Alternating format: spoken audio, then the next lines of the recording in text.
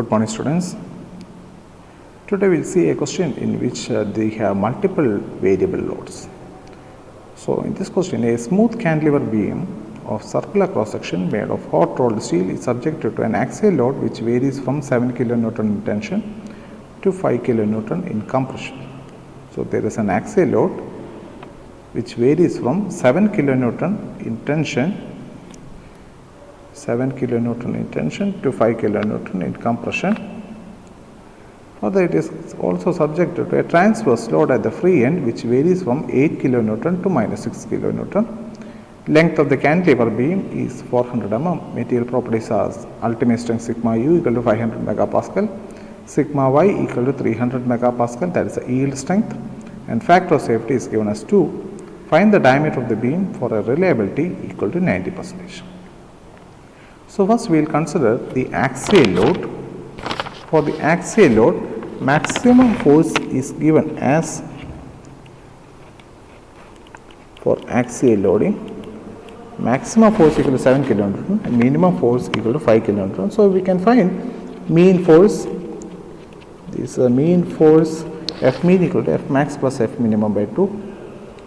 So 7 plus and 5 kN is compressive, so it is negative minus 5 kN. 7 plus minus 5 by 2 equal to 1 kN. And we can find the alternating force F alternating equal to 7 minus 5 by 2 equal to 6 kN. So using mean force and alternating force F mean and F alternating, we can find sigma mean and sigma alternating. So sigma equal to F by A. For axial loading, sigma equal to F by A, where A is the area of cross section. So we have the cantilever beam which is subjected to a force and the area cross section is A. So we can find area equal to pi by 4 d square. We can substitute in the equation. We can find sigma mean and sigma alternating. And further it is given that it is subjected to a transverse load. So what is the transverse load? A load which is perpendicular to the axis is called a transverse load, and due to that transverse load it will be producing a bending. So bending moment will be equal to force P multiplied by the length. So maximum force is 8 kN and minimum force equal to minus 6 kN. So we can find M max and M minimum. And using M max and M minimum, we can find M mean and M alternating. M mean will be equal to M max plus M minimum by 2, and M alternating will be equal to M max minus M minimum by 2.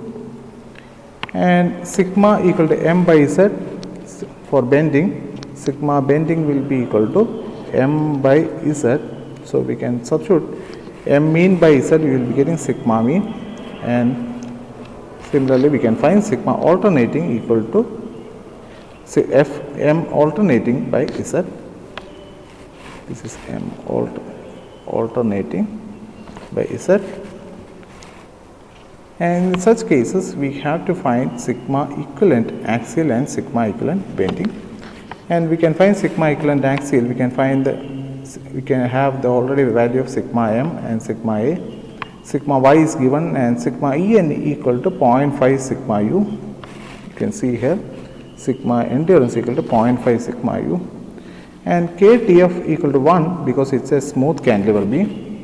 And since values of size correction, surface correction factors are not given, we can take all those values equal to 1. And RF is the reliability factor.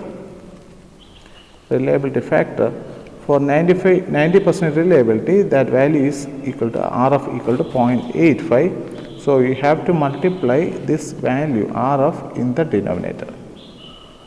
It is not given in the data book. In the equation 2.22a, the reliability factor is not mentioned. So whenever such a reliability is mentioned for 90%, you can take that value equal to 0.85. You should multiply along with ABC in the denominator. And we can find the value of sigma equivalent axial, and similarly we can find the sigma equivalent bending. Substituting the same in the equations, we can find sigma equivalent bending.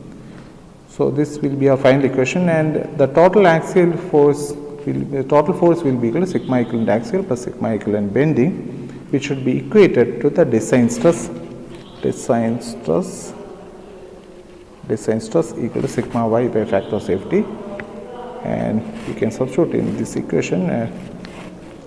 You will be getting an equation in d square and d cube, and solving we can find diameter equal to 46.1. So here in this case we have multiple loads. When we have multiple loads and both loads are varying, and multiple loads, varying loads, we have to find the equivalent stress. Here we have axial load and bending load. So we can find sigma equivalent axial and sigma equivalent bending added together equated to sigma y by factor of safety. Okay. Thank you for watching.